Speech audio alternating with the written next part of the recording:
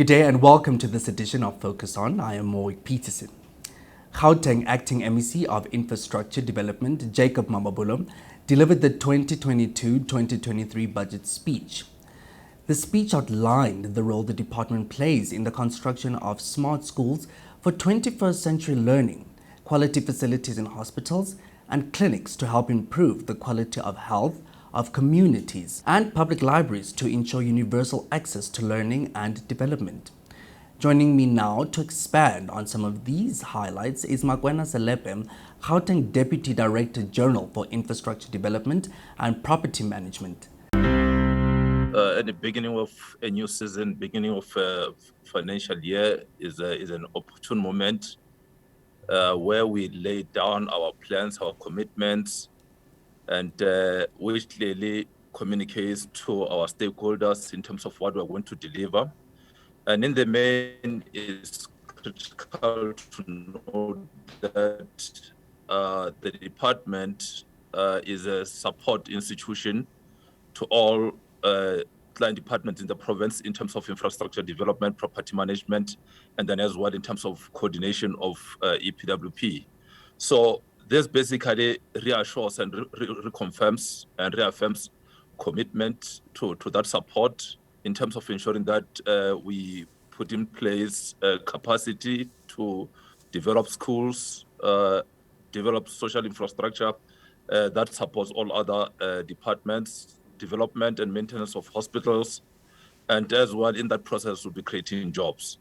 So basically, like the MEC has indicated, further to that, projects like Kopano are some of the key projects that obviously are catalytic in nature and which will obviously go a long way in ensuring that the broader part of the infrastructure community and social community at large are part of the activities that are involved in that particular project.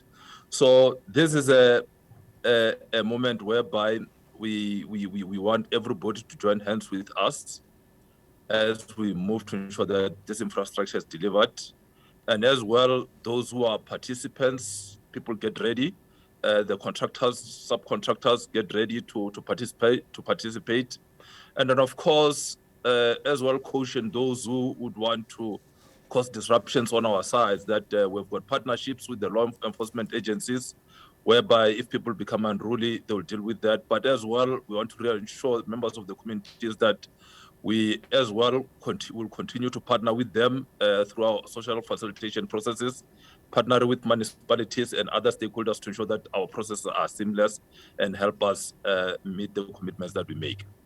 Deputy Director General, let's also touch on some key points. I mean, the speech spoke about government's commitment to contribute to job creation, the empowerment of emerging enterprises. Please tell us more about these priority goals. Infrastructure across its value chain offers varied opportunities which are not limited to side activities. It creates opportunities for manufacturers who in the main provide materials that are used on sites, township economy in terms of contribution from labor, subcontracting, in some instances, even main contractors who come from all these local areas. So all these are opportunities that are experienced as part of that value chain, and are opportunities that will go a long way in ensuring that the skill transfer, there is experience gained, and this experience goes a long way in sustaining families, in ensuring that within communities there are people that are skilled who apply their trade in sustaining their local infrastructure and homes and so on. So this it goes a long way in the sense that the infrastructure that we build needs to be sustained, needs to be maintained, and the people who gain all the skills in long term, they'll help in terms of the maintenance of hospitals, maintenance of schools, and so on. And our procurement policies provide for recognition and maximization of participation of women, youth, military veterans, and people with disabilities. So those are some of the opportunities But beyond construction, facilities need to be maintained. Facilities need to be looked after from a facilities management perspective. So all those continue and sustain the opportunities that are there in the space. Let's also just speak about the need to deliver infrastructure development projects such as, your schools, communities, health centers. Deputy Director General, let's speak about the readiness of the department. The department is ever ready, and with all the weaknesses that are communicated to the department, we continue to embark on continuous improvement processes. The MEC has talked to issues of automation and ensuring that we begin to move towards enhancement of our technological deployments and automation. All those are critical in enhancing and refining the delivery mechanisms that we have, so that we are not left behind, we move with technological times and so on. But further through that, the department continues to ensure that its staff is developed. We have competent engineers, built environment professionals, and all support areas of the organization to ensure that all these delivery efforts are maintained and sustained.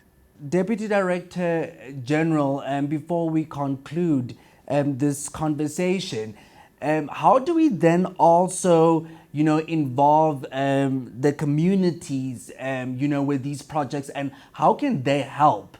Communities are the most critical stakeholder in the value chain, because at the end of the day, they're the people that we serve, they're the people that we service.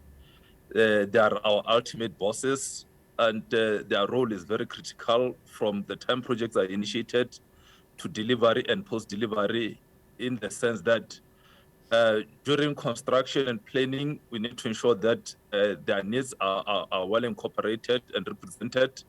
And then as well, during construction, they need to be participants, and as well help in ensuring that there is a harmonious and peaceful environment to enable speedy delivery.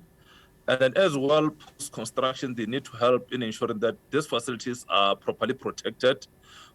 For instance, now there's a surge in vandalism of facilities, people stealing copper and so on. So policing by law enforcement alone would not be enough. So the participation of communities in protecting these investments for future generations will go a long way in ensuring that the partnership becomes sustainable and there are no leakages in the system. And in closing, Deputy Director General, will you be working with more stakeholders to ensure minimal delays to these projects? Yes, the department works with both stakeholder-based communities and structured government and non-government institutions to ensure that from authorizations, from collaboration, from just assisting in terms of resolving issues, we work with varied stakeholders. There are specialist institutions like Council for Geoscience and so on. And as well, the province has got partnership with the institutions of higher learning, where as well they make contributions in terms of their specialist areas. We do have relationships with built environment organizations, built environment councils, and so on. So it is a collaboration that is broad-based. It is a stakeholder-based that is broad-based and multi-sectoral. And we always engage with stakeholders, and is a process that we will sustain to ensure that we have seamless and speedy processes that help us deliver to the communities. That brings us to the end of our conversation. Thank you to my guests, Mmakwena Selepe, Gauteng Deputy Director General for Infrastructure Development and Property Management, and to our viewers at home, it is goodbye for now.